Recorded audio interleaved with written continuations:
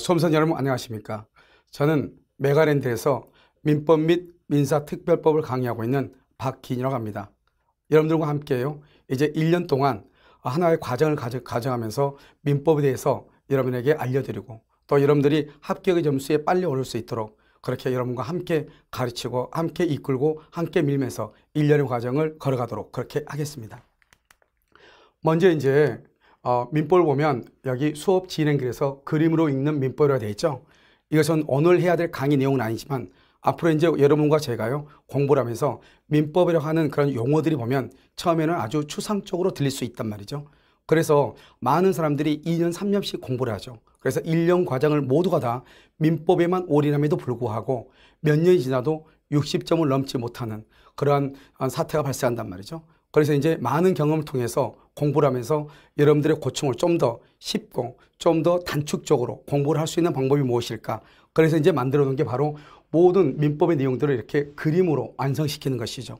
그래서 이것이 약 한 100여 페이지가 되는데요. 앞으로 이제 강의를 하는 과정에서 이 자료를 통해서 보충 교재를 통해서 여러분들이 쉽게 민법에 적응하고 또 추상적으로 들리는 그런 용어들이 구체적으로 여러분들이 손으로 직접 잡으면서 공부할 수 있도록 그렇게 안내해 드리도록 하겠습니다. 여기서 이제 민법의 체계도인데요. 이것은 여러분들이 이제 1년 동안 공부하시면서 지금은 여러분들이 들어도 무슨 말인지 모를 수 있지만 앞으로 11월 달부터 내년에 공부를 해가서 완성이 될 때까지 시험 치는 그 순간까지 여러분들이 공부하면서 시시때때로 이 강의를 들으면서 어느 부분이 중점적으로 강의를 드려야 되는지 하는 것을 보면서 공부를 하셔야지. 그렇지 않고 공부를 하실 때 강약을 두지 않고 공부를 하시게 되면은 나중에 여러분들이 공부하시면서 너무 힘들단 말이죠. 그래서 여러분들에게 강약을 주고 어느 것이 중요하고 어느 것이 중요하지 않는지, 어느 것이 자주 출제되고 어느 것이 또 출제되지 않는 분야인지 하는 것을 미리 알려드림으로써 여러분들이 공부하면서 시행착오를 겪을 수 있는 부분을 확 줄여주기 위해서 체계도라고 하는 것을 했고, 이 체계도는 아마 한 1월쯤 되면은 강의를 통해서 여러분들에게 또 쉽게 또 알려드릴 수 있는 그런 기회가 있을 거예요. 그래서 여기 보면 민법 총칙이 있고 그 다음에 물권법, 계약법, 민사특별법이 있는데 민법 총칙이 보통 10문제가 나오고요. 그 다음에 물권법이 14문제가 나오고요. 그 다음에 계약법이 10문제, 민사특별법이 16문제가 나오죠. 이 과정들을 지금부터 안내해 드리도록 그렇게 하겠습니다. 먼저는 민법 총칙이죠. 보면 이건 민법 총칙의 전체적인 개관이에요. 그래서 한번 보시면 되고요. 그 다음에 민법 총칙에서 지금부터 이제 보시면 이런 법률 관계는 시험에 나오는 분야는 아니에요. 그 다음에 우리가 이제 기초적인 이론에서 중요한 것이고요. 그 다음에 권리 변동에서 원시 취득하고 승계 취득이라는 것이 있죠. 이 부분은 두 가지의 구별이 잘 나옵니다. 그래서 우리가 권리 변동이라는 것은 물권법과 같이 연결해서 우리가 잘 보셔야 되고요. 그 다음에 권리 변동 일반에서 원인이 있죠. 이런 것들은 시험에 나오는 분야는 아니에요. 하지만 우리가 이제 공부를 할 때 공부할 수 있는 깊이를 더해주는 분야일 뿐이죠. 그 다음에 법률 사실인데 이 법률 사실 중에서도 용태라고 하는 것이 있죠. 이 용태에서 보면은 의사표시하고 준법률행위를 구별하는 문제가 나와요. 그때 그 분야에서 용태가 아주 중요하죠. 특히 적법행위에서 보면 그것은 법률행위, 즉 의사표시와 준법률행위 간에 구별하는 것, 이 문제가 한 문제가 출제가 되죠. 그 다음에 이제 법률행위 일반이라고 되어 있는데 실제로 민법 총칙이라는 것은 법률행위로 이루어져 있죠. 이 법률행위에서 10문제가 나온다. 이렇게 보시면 되는데요. 법률행위 의 이런 것은 보시고 그 다음에 특히 법률행위 종류 있죠. 이 종류 중에서 여기 채권행위와 물권행위에 관한 구별이 있죠. 이 부분이 조금 중요해요. 이것은 나중에 민총과 물권법과 채권법을 공부하고 난 다음에 이해해야 되는 분야이기 때문에 여러분 보시고 그 다음에 여기서 법률행위 요건, 법률행위 목적, 법률행위 해석 있죠. 이 분야에서 문제가 몇 문제가 나오냐? 2문제에서 3문제가 출제가 되는 분야예요. 특히 여기서 우리가 법률행위의 성립과 효력 요건은 잘 아셔야 되고 특히 이 효력 요건이 있죠. 일반적 효력 요건과 특별 효력 요건이라고 하는 것이 우리 민법 총칙의 전체적인 체계도를 얘기해요. 그래서 조금 알고 있어야 되고 특히 목적의 확정성, 가능성, 적법성, 사회적 타당성 중에서 가장 중요한 게 사회적 타당성이죠. 여기서 보면 반사회적 법률행위 103조죠. 불공정한 법률행위 104조. 이 두 가지는 매년 시험에 나온다. 이렇게 보시면 되죠. 그래서 아주 중요하다 이런 말이죠. 그 다음에 적법성은 이게 자주 나오는 것은 아니죠. 3년에 한 번 정도씩 이렇게요. 그 다음에 이 가능성이라는 것은 어디하고 연결이 되느냐? 채권법 있죠. 그래서 채권법과 연결이 돼서 그래서 계약 책사의 관리청과 연결이 돼서 중요하다. 이렇게. 그 그다음에 해석 방법은 법령의 해석이라는 것은 자주 나오는 것은 아니지만 보통 3년에서 한 번씩 이렇게 자연적에서 교범적에서 보충적에서 이것이 시험에 나오고 있죠. 그다음에 의사표시에서는 두 문제가 주로 나오죠. 나올 때는 어떻게 나오냐? 비진이하고 통정의 표시하고 둘 중에 한 문제, 착오하고 사기강박에서 둘 중에 한 문제가 나오죠. 그런데 좀 더 시험이 중요한 것은 통정의 표시에서 주로 시험에 자주 나오고요. 그다음에 비진이 표시보다는요. 착오하고 사기강박 중에서 요즘 현재는요. 착이나 강박 또는요. 착오 이 두 개가 같은 비율로 나오기 때문에 어디가 중요하다기보다는 착오와 사기강박 이렇게요. 그다음에 이제 대리에서는 몇 문제가 나오냐? 기본적으로 두 문제가 나오죠. 그래서 기본적으로 두 문제가 나오는데 이 대리에서는 여기 보시면 대리권이 있죠. 이 중에서 가장 중요한 게 대리권의 범위예요. 그래서 대리권 범위는 기본적으로 한 문제가 항상 그래서 매년 아니면 2년에 한 번씩 나온다. 이렇게 보시면 되고 그래서 대리권의 범위만 나오기는 좀 그렇잖아요. 그래서 시험이 대리권의 범위와 제한 이렇게 해서 문제가 한 문제가 나오기도 하죠. 그래서 중요한 것은 대리권의 범위다. 이걸 아시면 되고요. 그 다음에 이제 복대리라고 하는 것이 있어요. 복대리는 단일 문제로 꼭 나오죠. 그래서 2년에 한 번씩, 3년에 한 번씩 나오는 게 바로 복대리고 임의대리인, 법대리인 이게 중요한 것이 아니고 복대리 전체의 내용이 중요하다.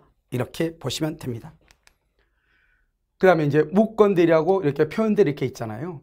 그럼 이제 우리가 보면 무건대리는 항상 사례형 문제로 나온다. 사례. 그래서 사례형 문제로 케이스형 문제로 이렇게 나오기 때문에요. 매년 나온다. 이렇게 보시면 돼요. 표현대리는 2년에 한 번 정도 이렇게요. 그래서 대리에서 가장 중요한 부분이 무건대리예요. 그래서 이 무건대리 부분을 완성을 해야만이 되는데 우리가 자연스럽게 알게 돼요. 그래서 무건대리는 항상 사례형으로 나오고 표현대리도 같은 무건대리의 일종인데요. 자주 나오는 것은 아니지만 그중에서 가장 중요한 게 126조죠. 126조 표현대리가 셋 중에서 가장 중요하다. 이렇게 보시면 됩니다. 그 다음에 모요와 취소죠. 모요와 취소는 모요하고 취소 전체적으로 해서 한 문제가 나오죠. 그런데 보통은 작년 같은 경우는 모요 한 문제, 취소 한 문제 두 문제가 나왔지만 그런 경우는 좀 드물고요. 모요와 취소는 전체적으로 한 문제가 나와요. 특히 이제 모요에서 모요행위의 재생이라고 해가지고 여기 일부 모요, 모요행위 전환, 모요행위 추인인데 이 전체적으로 한 문제가 나오죠. 전체에서요. 그래서 특히 뭐 일부 모요, 여기 모요행위 전환, 모요행위 추인 이것은 각각의 논점이라는 것은 별로 없지만 그래서 한 문제가 나오기 때문에 보시면 되고요. 그 다음에 취소죠. 취소권에서는 여러 가지가 있지만 특히 여기 보면 법정 추인이라는 것이 부분이 중요해요. 법정 추인. 알겠죠? 그래서 법정 취소 같은 종류 중에서 법정 추인이 시험에 자주 나오는 편이에요. 자, 이번에는요. 조건과 기한입니다. 조건과 기한은 공부할 때는 약간 어려워요. 근데 문제는 의외로 쉽게 나옵니다. 그런데 문제는 조건에서 주로 시험이 나와요. 그 조건에서 시험이 나오는 게 바로 기본적으로 정지 조건하고 여기 해제 조건을 구별하는 것. 이게 가장 기본적으로 중요하고요. 그 다음에 이제 여기 보면 여기 있죠. 법률행위 조건의 효력이죠. 조건부 법률행위 효력. 여기서 특히 조건이 성취되기 전에 이 부분이 시험에 좀 자주 나오고 그 다음에 빈번하게 출제되는 법조문이기도 합니다. 그런데 기한의 경우는 시험에 자주 나오는 건 아니에요. 그래서 주로 조건이고 또는 조건과 기한 이렇게 해서 문제가 나오지 기한만 단독으로 문제 나오는 경우는 거의 없어요. 그래서 여러분요 기한은 가볍게 보시면 되는데 나중에 이제 우리가 기한의 이 상실이라고 하는 것이 나오거든요. 그래서 그런 것들을만 잠깐 정리하시면 됩니다. 여기까지가 민법 총칙입니다. 여기까지 해서 문제가 모두 몇 문제가 나오냐? 그래서 10문제가 나오고요. 지금부터요. 물권법은 14문제가 나오는데요. 물권법의 중요 부분을 짚어드리도록 그렇게 하겠습니다. 먼저 이제 물권법에서요. 의의는 별로 중요하지 않고요. 이 중에서 물권적 청구권이 있죠. 이게 거의 매년 한 문제가 나온다. 이렇게 보시면 되고요. 이 서론 부분에서는 중요하지 않지만 물권법에서는 14문제가 나오다 보니까요. 이 서론 부분에서 꼭 한 문제가 나옵니다. 그 다음에 물권적 청구권 한 문제. 그래서 여기에서 두 문제. 그 다음에 물권의 변동이라고 하는 것이 있는데요. 이게 바로 뭐냐? 이제 등기하고 같이 연결이 되는 분야이거든요. 그래서 여기 등기에서는 두 문제가 주로 나와요. 그 두 문제가 뭐냐? 이제 우리가 가등기라든가 중간 생략 등기, 등기의 추정력이라고 하는 것이 있죠.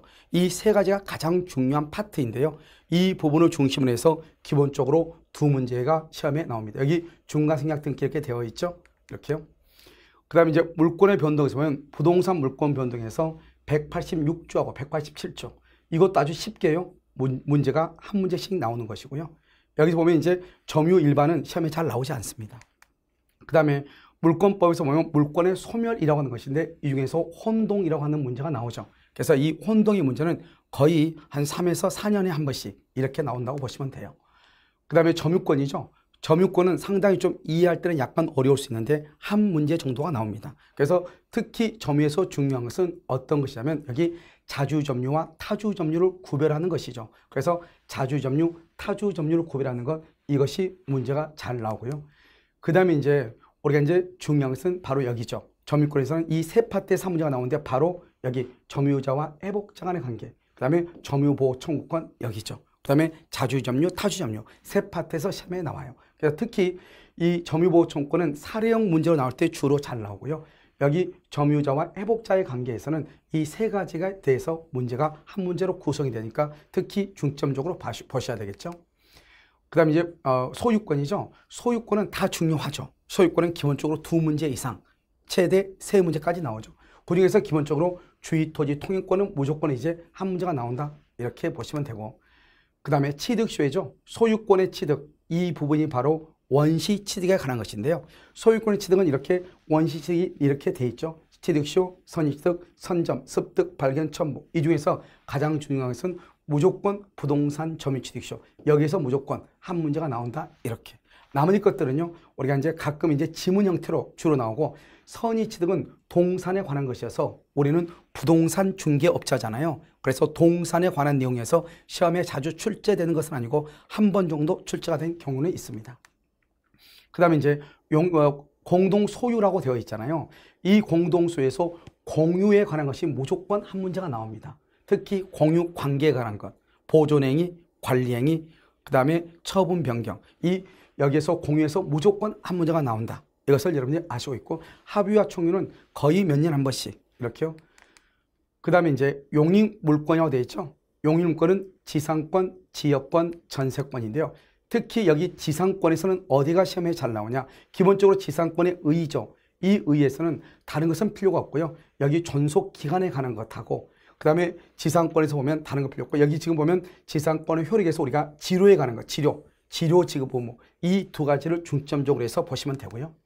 그 다음에 지상권에서는 무엇보다도 법정 지상권이라는 것이 주로 잘 나오죠. 법정 지상권. 그 다음에 지역권은 양은 적어가지고 예전에는 시험에 자주 안 나왔는데 지금은 거의 매년 시험에 나오고는 있는데, 이 특히 지역권의 경우는 어디가 중요하다 이거보다는요, 여기서 보면 우리가 여기 용수 지역권이라든가 그 다음에 물권적 청구권이라든가 이런 것들이 전체적으로, 그래서 양이 너무 적기 때문에 지역권은 어디가 중요하다 어디가 중요하지 않다 이거보다는 지역권의 불가분성을 중심으로 해서 공부하시면 됩니다.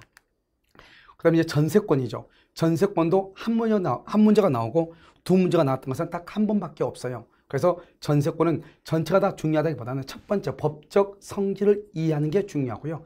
존속기간은 그렇게 자주 시험에 나오는 것은 아니고, 특히 여기 전세권의 효력하고 전세권이 소멸할 때, 이것이 동시함유권하고 경매를 청구할 때 하고 우선 변제하고, 이것들이 여기서 중요하고요. 그 다음에 특히 전세권의 효력, 그래서 전세권이 처분이 됐을 때 양도나 전전세에 관한 것, 이것들을 중점적으로 보시면 되죠. 그 다음에 담보물권이잖아요. 담보물권의 통유성 중에서 특히 물상대의, 이 부분이 중요하죠. 가끔 시험에 나오고 있고요. 그 다음에 이제 유치권이죠.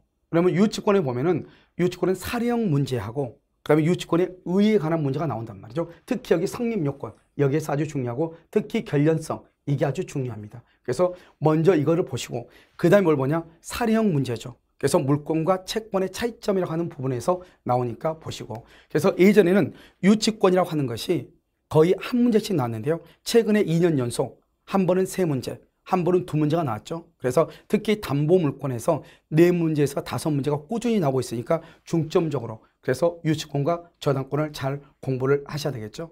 특히 저당권에서는 여기죠. 피담보 채권의 범위, 목적물의 범위, 여기 이 부분이 아주 중요하고 한 문제가 나온다. 이렇게 보시면 되고요. 저당권은 양 자체는 많지만 실제로 출제가 되는 것은 근저당권에서 주로 출제가 되고 있고요. 여기 근저당권 있죠? 근저당권에서 주로, 특히 피담보 채권의 확정, 이 부분이 아주 중요하죠. 그래서 이 부분에서 주로 나온다 이렇게 보시면 되고, 특히 저당권과 용익물권의 관계에서 말소 기준 권리와 관계해서 문제가 주로 출제가 되고 있습니다. 여기까지가 물권법에 관한 것이고요. 여기까지 해서 14문제가 나오는 것이고 물권법을 잘 알아야 여러분들이 실제로 실무에 가서 사용할 게 아주 많단 말이죠. 자, 그 다음에 이제 계약법이죠.